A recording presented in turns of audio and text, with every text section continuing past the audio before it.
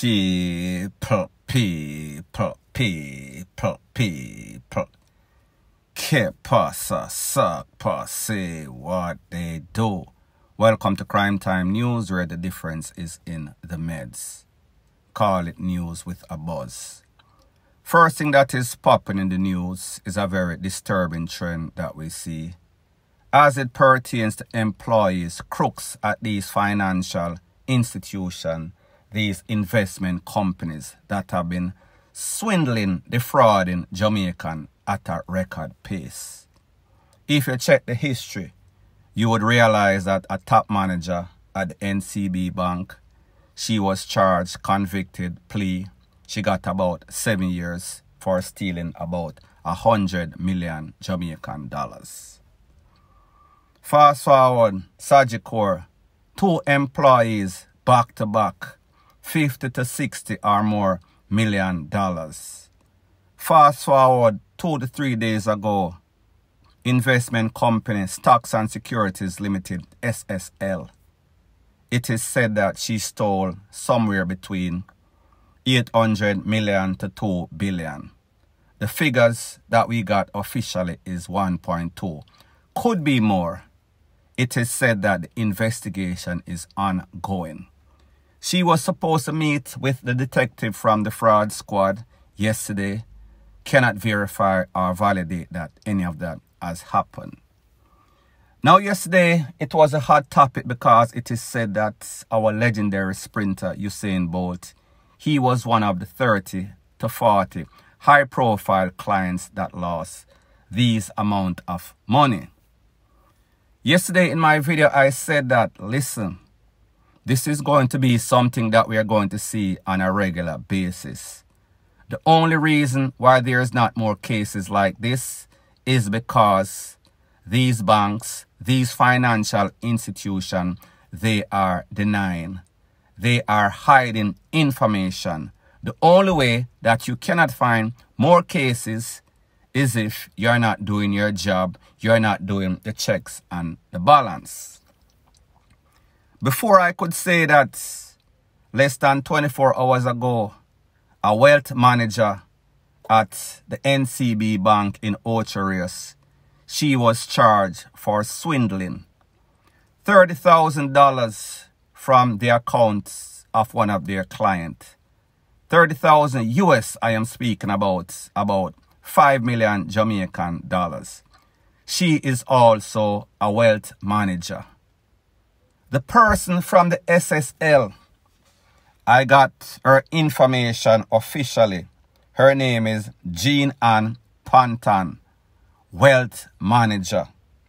If you notice on her card that is on the screen right now, it says, "My clients trust me, I earned it." Miss Panton, your clients trust you because they did not know you. They see that uptown face, that professional look, that big talk, and they bought into it. However, like the saying goes, you see a person's face, you don't know their heart. This lady was working at this institution before she was fired for stealing from 2010 up until 2023. She lost a job after being on that job 25 years. So therefore, she earned the trust that she did not deserve. She took advantage of that situation. The same can be said of this lady at the NCB in a Ocherius. Senior manager, wealth manager, trusted person. Here's the thing.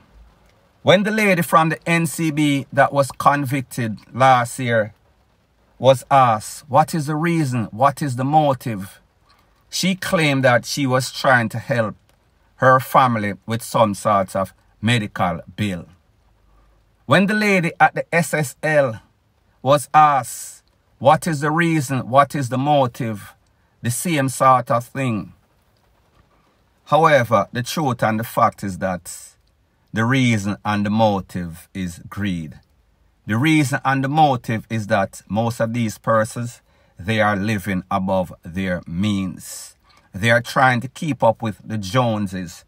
Jamaica is a hype country, not only in dancehall, also most of these uptown, most of these uppity, most of these middle class people, they are living way above their means. That means that they are spending more than they are earning. And that is because things are very expensive. I am going to give you a perfect example, and this is no sort of justification or no sort of excuse. I realized they were building a high-rise apartment complex townhouse off Waterloo, right there to the end, right by Grand Spin. 19 stories, starting price, 330 or 40 US for the ground floor. If you go to the top floor, it is $1.2 million. People, if you go Atlanta, if you go Miami, if you go Pembroke Pines, if you go Miramar, you can get the same type of places or even better for $300 and something thousand that are United States. If you go to Manhattan, you can get the same thing like what the penthouse is selling for at these places, 1.2 million, not Jamaican, US dollars. So my point is that it shows you that everything is getting out of hand. The prices, the living expenses in Jamaica, it has gone overboard. And the people, they are not realistic. What you want and what you can afford is two different things. Most of these persons in these financial institution investment companies, they are good with maths. So therefore, them can evaluate them financial status. What you want and what you dream of and what you desire is different from what you can afford. Balance your own books. Don't watch somebody else's lifestyle and see how they are living. The truth and the fact is that most of the people that you see, they are just like you. They are living in an illusion. They are deluded. Them want what them can't afford. So therefore, if them can't afford it, and then you give the wolf for watch the chicken coop, as in these wealth managers for monitor people money, them are got thief it for reach their goal, to live the lifestyle that they want to live that is way above their means or pay scale. Let's talk about the fact that in two of these cases, these people say they are trying to help their family members with all sorts of medical bills. They are trying to make it seem as if we are supposed to have sympathy for them because they are doing a humanitarian thing. In the case of the SSL employee, 800 million, $2 billion to $2 billion. What type of expense does your family member have? What type of medical condition costs this much? If that was the case, whenever you reach and you pay off those medical bills, why didn't you stop? When does everybody in Jamaica become responsible for your family problems? Isn't that some sort of internal thing that you and your family work out? You resort to thieving other people money because you claim say your family sick. Don't you realize that excuse is played out? Don't you realize nobody is going to believe that anymore because it is overused? People don't want any sorts of excuses. That has become cliche. People want accountability. Speaking about accountability, they are still trying to put up or come up with the figures as it pertains to SSL. However, people, if you are a bank or any sorts of financial institution, you should have implemented new technology. It is called digital footprint. It is called checkers. So therefore, if you have the latest technology, how is it that you don't know how much money has been stolen? People, these institutions are lying to us. They know that whatever they claim has been stolen is way, way more. So therefore, they are trying to avoid being shamed. However, the truth will always come to light. The thing that we have to ask, it seems as if none of these persons that people trust, it is all about greed. It is all about ethics. Nobody care about reputation anymore. Everybody is for self. Everybody are red-eye people things. Everybody wants to keep up with the rich folks. Now, when we do the maths and the principles of business and accounting, we realize that something is definitely wrong. Something don't sound right. Where are the checks and the balances?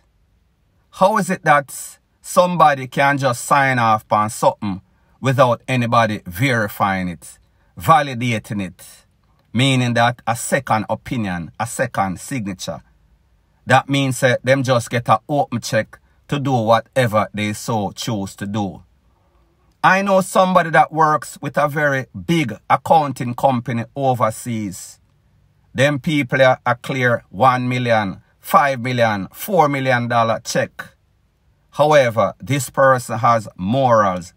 These people in Jamaica, it is all about greed. It is all about themselves.